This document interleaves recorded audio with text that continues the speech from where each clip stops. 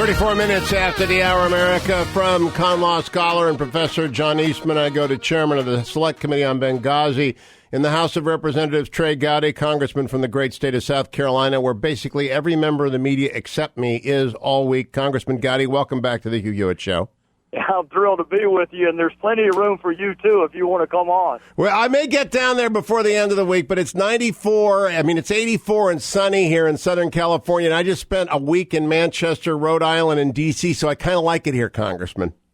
I don't blame you. It is in the mid-30s and raining in South Carolina, so you might want to stay where you are. Yeah, I want to cover two things with you, the Supreme Court vacancy and then you're campaigning for Marco Rubio. I want to talk about that, but let's talk about the vacancy first. I know you like to deprecate your prosecutorial chops, but you are one hell of a lawyer. What do you want the Senate to do? What's your advice and consent to the Senate about advice and consent? Well, I'm lucky. I'm actually riding in the car with a United States Senator by the name of Tim Scott, and I would tell all my colleagues what I have shared with Senator Scott, which is it is the president's prerogative to present a name to the United States Senate. And it is the Senate's prerogative to either give their advice and consent or not. And I do hear the mantra that elections have consequences, and I agree with that. But the 2014 election also had consequences, which means that our fellow citizens did not want the Democrats running the Senate.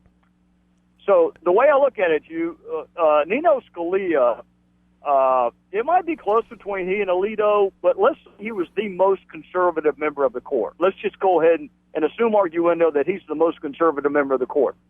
The president and Democrats often talk about this jurisprudential equilibrium, that you can't replace a liberal with a conservative. If it's a moderate, you have to get another moderate. Well, look, he's the most conservative member of the court. So either the president gives you the second most conservative judge in America, or the Republicans in the Senate ought to say, you know what, we'll wait. And I had Justice Breyer sit in this studio, and for the benefit of the Steelers fans, he is a man of the left, and he always votes against the Justice Scalia wing of the court.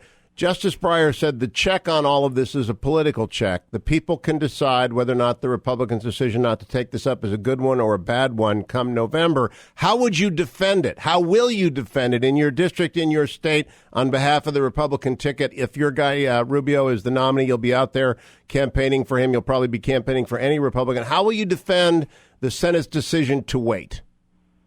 Well, I would say this, that the Supreme Court, and in my judgment, Hewitt's wrongly, but folks can disagree. The Supreme Court assumed a role in our culture that I think was not foreseen by our forefathers. So whether it's the Second Amendment or whether it's the Commerce Clause or whether it's Scalia's dissent in Roper versus Simmons, which was an Eighth Amendment case, all of the things these presidential candidates are talking about in terms of conservatism, you also see playing out on the United States Supreme Court. So, I mean, the notion that you are going to give essentially a lame duck president who's already filled 2 seats, give him a chance to replace the most conservative judge on the United States Supreme Court who may serve for 30 or 40 years when you only have 11 months, I think the folks are going to say, you know what? We'd like to weigh in on this, too. Yes, we picked President Obama to be the president, but yes, we replaced Harry Reid with a Republican majority in the Senate, and we did both of those things for a reason. So, Mr. President, you can shock us by finding another Alito or another Thomas or Michael Ludick, who's now at Boeing. You can find a really conservative judge, or we'll weigh in November. And if they want Bernie Sanders or Hillary Clinton to pick Scalia's replacement, the people can rise up and say that. Now, I think the next question, the very first question in the next Democratic debate to both Senator Sanders and former Secretary of State Clinton ought to be whether or not they will unequivocally commit to renominate the president's nominee in 2017. Do you think that's a fair and a fine question, Mr. Chairman? I think the number of political commentators who would think to ask that question is probably a universe of 2. Maybe you and Dr. Krauthammer. I think it's a fantastic question. I also think it's interesting that Secretary Clinton's already been asked her idea of the ideal jurist, and she said President Obama. I know, but I want to see if she'll commit so we can argue about that person's jurisprudential chops for the next year, because I think if she's locked in, that makes this a very easy to argue election. Now, Mr. Chairman, I want to switch, if you don't mind, over to the election itself, because you've got one Saturday. First of all, turnout. What kind of turnout are you expecting? It's going to be huge. The crowds have been gigantic. The interest everywhere you go, people are talking about it. South Carolina takes its politics very seriously. I think turnout is going to be gigantic on Saturday. Now, given that we'll have this huge turnout, models and predictions are hazarded only by the dumb. And I'm just not doing any more predictions. I got 5 out of 6 right. And I actually technically got 6 out of 6 right because Senator Rubio tied for third when it came to delegates in New Hampshire, though he lost by a handful of votes to fourth and fifth place of other, third and fourth place to others. And so looking forward with a huge turnout, I don't know that anyone is polling this accurately. How do you feel the race is going in South Carolina right now, Trey Gowdy? Well, accepting and accounting for my bias, I will be as objective as I can. I have been with Marco for the last 3 or 4 days with Senator Scott. The crowds are electric. He is impossible to not like, even if you may not happen to vote for him. He did so well Saturday night. I confess my bias, but I thought he looked really presidential Saturday night, and the audience was not impressed with some of the ad hominem attacks among other candidates. So I think Marco's a lot where he was coming out of Iowa. He has momentum. There's a buoyancy. There's an ascendancy, and we got to capitalize on it. And he's got. Yeah, I'm not a huge endorsement guy, but he does have the most popular elected official in South Carolina in his back pocket, which is Tim Scott, and the crowds have been phenomenal. Now, whether they're coming to hear Tim or whether they're coming to hear Marco, I can't tell you, but they're coming. Let's talk about matchup, Mr. Chairman. It'll be Senator Rubio has been on the Senate Intelligence Committee if he is the nominee and has faithfully discharged those duties and has not compromised any classified information versus the Willie Sutton of classified information, Hillary Clinton. And you know this better than most, what's gone awry with that server and all of the consequences of that. And you can't talk much about that, but how does he match up against her in the general election vis-a-vis the other 5 remaining Republicans? Well, Hugh, when you hear him answer the questions, even think back to the first question that Trump got Saturday night about the first 3 questions you had asked. Say what you will about Trump's answer. Marco went back to that question when he had a chance. And I thought his answer was phenomenal, whether it's building the Sunni coalition, whether or not you arm the Kurds and the collateral consequences of that, whether it's North Korea. He cannot help the fact that he's chronologically the youngest person on that stage. But in terms of foreign policy experience, he's got an argument to be made that he's the most experienced when it comes to foreign policy. Not only is he on Senate Foreign Relations, he's also on Senate Intel.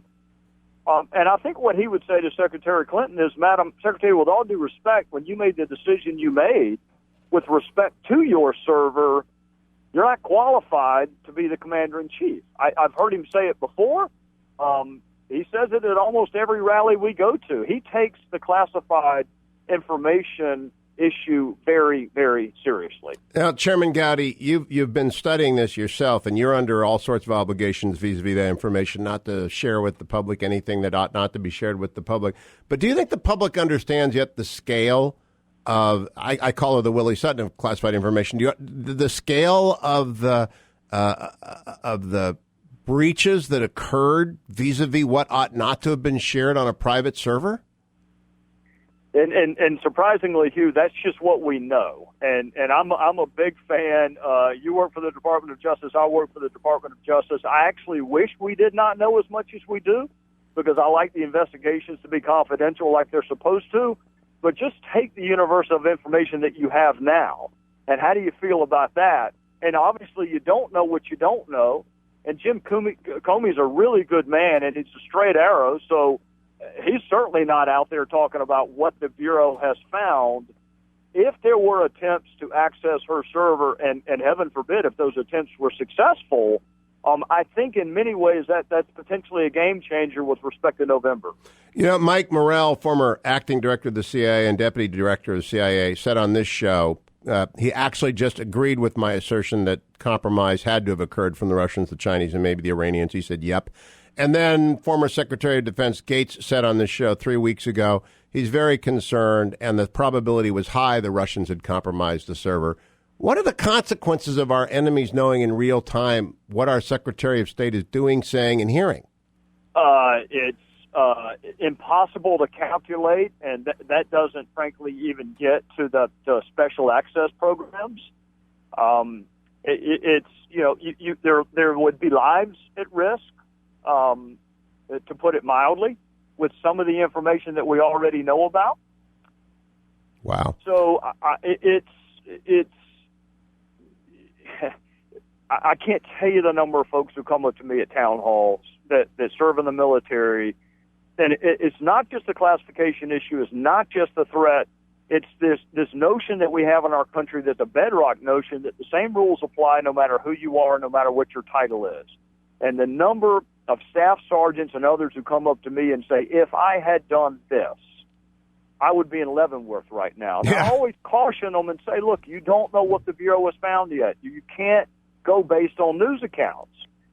But there's I trust Comey. I'm going to wait and make any assessments until he has finished his investigation, and we'll see what the Department of Justice does. Well, Mr. Chairman, I recall my being read in back in the day in the Department of Justice when I was a special assistant for the Foreign Intelligence Surveillance Court. And there are only 3 rules. If you leave this stuff on your desk, you're fired. If you take it home, if you leave it on your desk, you're disciplined. If you take it home, you're fired. And if you give it to someone, you're prosecuted. That was the read-in. That's all I remember. Let me close by asking you about inside baseball.